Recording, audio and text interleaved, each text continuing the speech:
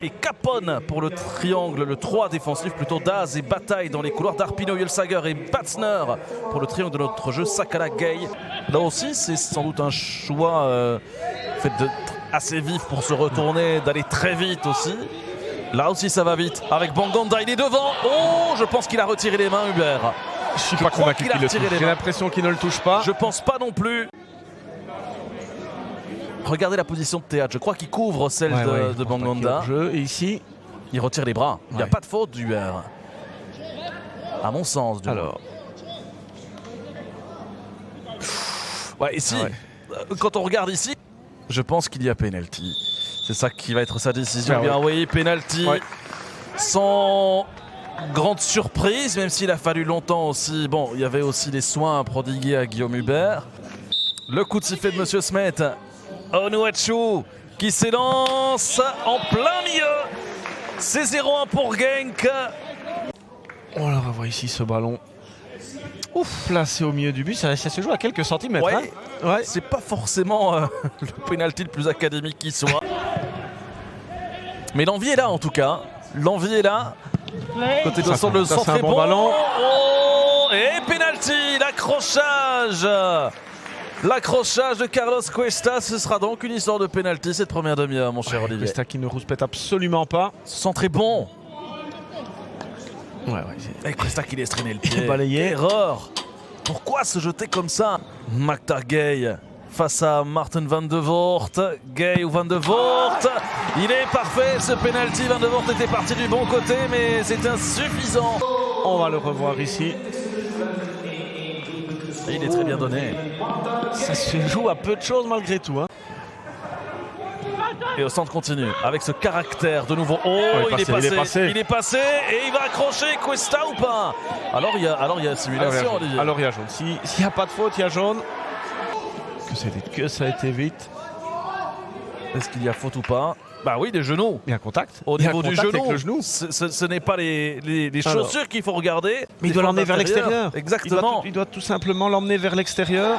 Et la décision est prise, c'est penalty. Il y a penalty, sans surprise. Sans surprise. Van de Brom dit bon, 2, c'est quand même un peu beaucoup. C'est de faute claire nette. Il tend la jambe, c'est faute. C'est faute. Se représente dans le même exercice face à Van de Voort, Gay. Et c'est de l'autre côté cette fois-ci. Il est tout aussi bien tiré, si pas mieux. Van de Voort avait fait le même choix que lors du premier penalty. 2-1. Un ballon dégagé par Brett Capone. Ironen qui se remet un peu de ses émotions là, avec ce vilain ballon. Bien joué de la part de Gay. Super Bétiat, il doit frapper. Il touche ce ballon une deuxième fois. Oh, quel but! Extraordinaire! Arthur Théâtre pour son 3e but de la saison déjà. Mais quelle frappe! On avait envie qu'il frappe directement. Voilà, mais il est là. Il se remet dans une bonne position et là, la frappe est parfaite. Elle est superbe. Mais on est de nouveau méchamment déséquilibré du côté de Genk quand même. À partir du moment où il reçoit le ballon, il a un boulevard devant lui. Quelle puissance dans ce ballon. L'inspiration, le geste qu'il faut. Et le petit bon juste avant. Ça fait aussi la différence, c'est vrai. Pour prendre vraiment ce ballon coup de pied. Et là, le pauvre Martin Van de Voort peut rien faire là-dessus. Heinen pour frapper ce coup de coin. Avec ce ballon dévié, ça va être trop fond ça. Oh, quand ça ne veut pas. Ça ne veut pas. Munoz qui trouve le poteau. Hubert était battu de toute évidence. Mais regardez cette occasion énorme. Ce ballon qui va un petit peu traîner là-bas. C'est dévié par Onuachu dans un premier temps. Et là, ça doit terminer au fond, Olivier.